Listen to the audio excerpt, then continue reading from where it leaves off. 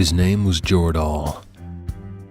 Nora had repeated the name over and over, savoring the taste of it each and every time. Jordal, Jordal, Jordal. Each silent utterance and variance of the name sent warm little tickles down her spine, where they'd spark at her tailbone. She knew of this man, and of the other warriors of the Aconites. The Book of Light was known by all as the most detailed and current account of the Aconite warriors. About a year ago, she'd gone to the Library of Knowledge and found this book. She read and memorized details about each and every one of these warriors. From across the globe, skilled warriors, mages, academics, and militants, taken from various international paladin factions: Crown of Lot, Klinga of Nephilim, Brothers of Methuselah, Clan of Dragons, even the Coven of Cain. But one, above the rest, stood out in her memory, even more than the Sisters of the Grey Griffins. The Circle of the Ark and her leader, General Jordal as he was known before becoming third in command to the mightiest band of warriors of our current era. Could not have been coincidence that Elder Kai sent her to the one person who could grant her access to the faction she'd dreamed of joining since she'd learned of its existence. As she'd read about Jordal's life, experience, and skills, she was immediately bewitched. And not only with his exceedingly impressive intelligence and skill with a throwing star, but also by the sea itself. She had never seen the sea, never scented the salt in the air, or heard the crash of waves against a sandy shore. But that day, a year ago, in the Library of Knowledge, she had decided she would know the sea, the feel of the water, the taste of the salt and the song of the waves. It was the moment she decided she would one day become a member of the Circle of the Ark. She would someday meet the great general and fall to bended knee in reverence.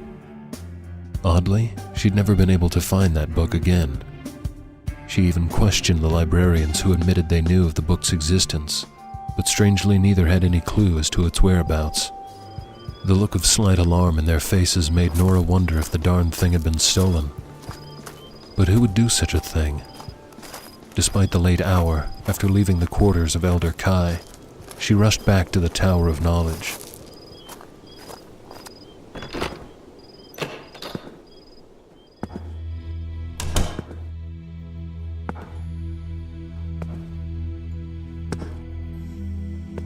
Though the location of the Book of Light was still unknown, she was able to find several journals with dossiers of the elite warriors.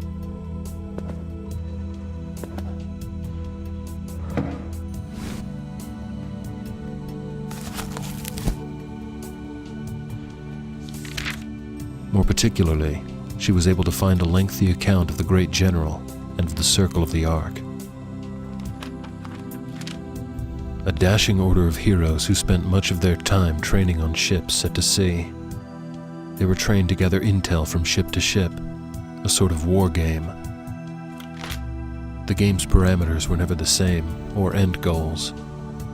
The only constant was that the participants could not be seen nor detected as they attempted to undermine their adversary. Jordal originated from the Seychelles Islands off the coast of East Africa. Much of his childhood had been mundane. Too mundane. Almost as if fabricated, none too creatively either. Something not quite right. She'd thought about cross-referencing his background with another member of the current Aconites to see if their backgrounds were as dull and uninformative. But she did not have the time. Not if she wanted to have a chance at cornering Jordal and getting the information she wanted. As detailed as the Book of Light was a year ago, and the journals she'd read of more recent, neither revealed as to the location of the Circle of the Ark.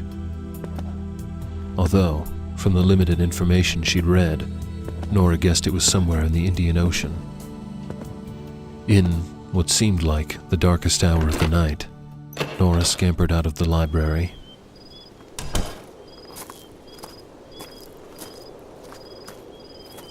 She followed emerald footstones down a mostly straight path that led to a corner of the outer wall, where a pile of brush was always kept stacked neat and high. But tonight, the pile was not stacked so high. Much of it doled out for its purpose, a bonfire. But not just any bonfire. A spectacular array of blue flames, no doubt, conjured by renowned mage Victor Falstein, 8th in command of the Aconites. Men and women from all over the compound had gathered in the dead of night for a celebration, though most did not mingle with the 13 Aconites. They were celebrities of a sort. Although most of the warriors were known to be friendly enough, it was innately understood not to pester the great warriors.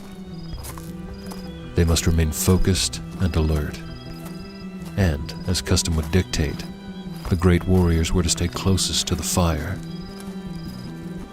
Though Nora did not know the reason for this custom, Elder Kai was right. This order was obsessed with ritualistic rites, grand ceremonies, and festive imagery. Ritualistic ceremonies had their place, she supposed.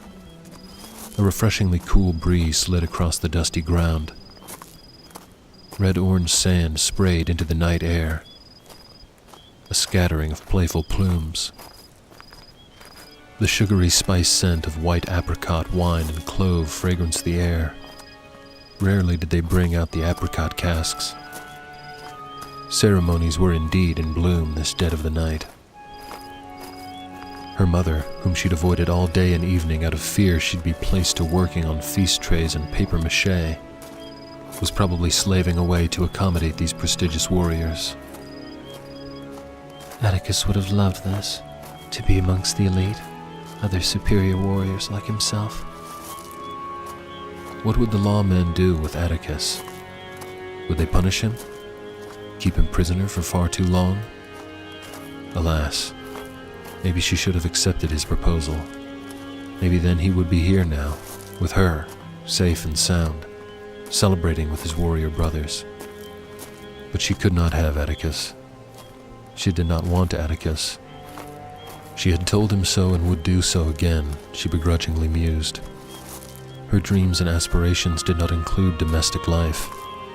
He would do better finding himself a maiden who could sew, cook, and clean. She idly wondered if he'd found anyone of interest during his travels, before he'd been imprisoned.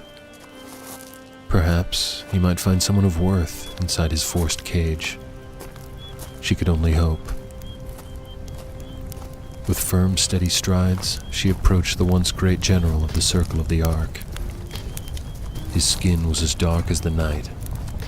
This did not surprise her, as she had seen images in the Book of Light. But these images misrepresented his true self. Up close and in 3 dimensions, the warrior was most impressive. Everything from the darkness of his skin, the whiteness of his smile, the lean and toned muscles barely visible beneath his black cloak, showcased by a tightly fit black vest. His infectious and beautiful laugh. She did not know what the other warrior had remarked to Jordal to bring him to laughter, but she hoped to find out. As she neared, she could not tear her gaze from his face. She knew she was staring, but it could not be helped. With what seemed like ease, the warrior harbored a look of sharp intellect and brutal physique. Along with his warrior brothers, the Aconite sipped at the fragrant brandy and did so from a lavish goblet. Saliva filled Nora's mouth, as if she was tasting the spirit herself. She found herself swallowing at the same time as the warrior. He glared meditatively into the hissing flames. A nearly inaudible conversation of brotherhood secrecy enshrined them. Was she encroaching beyond sacred boundaries? Though she'd not sipped a nip of the brandy herself, phantasmal euphoria danced inside her mind. Prompted, no doubt, by genuine glee, knowing that she was moments away from taking that first step toward her future. She now stood within arm's reach of these beautiful warriors. The scent of the leather of their boots and trousers, combined with the hoarse fragrance of the smoke billowing about, made her legs tremble and her nether regions warm. Nora prayed her voice would not betray the intimidation enshrouding her like a cloak. Excuse me. Hello, girl. Venora wrestled her cognitive faculties into check, thrusting her shoulders back and her head high. I am Venora. As if the proclamation was a ghastly profound statement, or even a statement that foddered any interest to him or the other Aconites. Although she was the daughter of a dedicate farmer, Hake Gazarian, and renowned mother, liturgist of festivities, she was merely Venora, insignificant in the eyes of the prestigious Aconites, inconsequential to her parents' status. A pleasure to behold. I am Jordal. Of the Circle of the Ark. Venora gives the warrior with surprise. That erudite voice, so smooth, so controlled, like a feather-tipped wand waving a wisp of seduction, a lover's serenade. She swallowed, hard. Girl? No. No self-respecting future assassin could afford to be clueless and uninformed. A superior talent she hoped to put to good use. Jordal, dark and tall, hailed from East Africa. More specifically from the Circle of the Ark that resided somewhere secretly in the wide open briny of the Indian Ocean. He was the Ark's champion, the first of the Ark to have been recruited into the elite of the elite. I know you well enough. Her palms slid down her hips, an effort to dry the clammy oil from her skin. I make it a habit to always know what I need to know. One of the other Aconites, a broad-shouldered but attractive woman, gave Venora a stern glance before turning back to the fire. If Nora were to wager a guess, she'd say the woman was Miranda, a tech elite sergeant, 5th in command. I see. And why is it that the girl named Venora would need to know about the warrior? She's a secret admirer, one of the male Aconites called out. She must have heard about how great you are with that black snake. Judging from this warrior's Bostonian accent, he must be the warrior named Milas. Jordal glanced over his shoulder, tipping his shades to view the one who'd made the comment. I am sorry. It's this brandy. I meant no disrespect. That's good, Milas. Because we wouldn't want what happened last time to happen again, would we? Of course not. I'll gift you 30 for the insult. 1, 2, 3. The girl still stands here. Venora shot him a pointed look, trying to ignore the thin, flickering flames in his shades. I wish to join the Circle of the Ark. The girl before me does? Yes, the woman before you does. Can the woman swim? Allowing the woman to appeal to the Circle of the Ark would give her such an opportunity to learn, but only if the warrior before her would be so forthcoming with the matter of where the Ark is, and perhaps the knowledge as to how to travel there. Ah, and why would the warrior indulge the girl?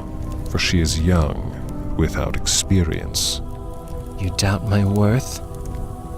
Give me a chance, and I will prove to you... Why? Why do you want to join the Ark? To serve the Order, of course. You can serve it here. Why the Ark? Because my skills would be best served... Hush, girl. Woman. Your answer was most rehearsed and unoriginal. With respect, kind sir, the response matched the rehearsed and unoriginal question. You stand before me declaring how you could so easily betray your native order, yet you fail to give but a practiced response as to why. Childish reasoning most certainly denoting immaturity. Do you believe the sea is always bluer than the sands are gold? You are but a flower, a girl named Nora. Your fleeting convictions will pass with the shift of seasons. Allow the sun to nurture and feed the stem which supports the pretty petals. Do this, then seek me out. He placed a long, firm finger beneath her chin, angling her gaze higher, forcing her to look upon him. Then, and only then, will the warrior gift the girl with what she desires. Shit ain't free. Jordal's head snapped around. Hush! He turned back toward her, his smile forced. Go now, girl. Your presence is distracting. The warriors must remain focused. That's all? That's it? You quote condescending proverbs like I'm a child and then you all laugh at me? I may not be elite or prestigious, but I swear on this night's very moon that I will best the lot of you.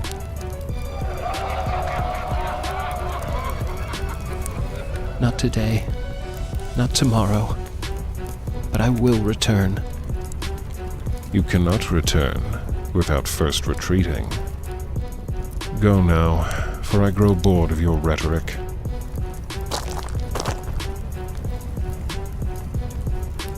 She had been dismissed. Nora took a deep breath. She should be seething with anger, but to even her surprise, she was not. Finding the circle of the Ark would be challenging. She knew this. And if it was not challenging, she would have been significantly disappointed.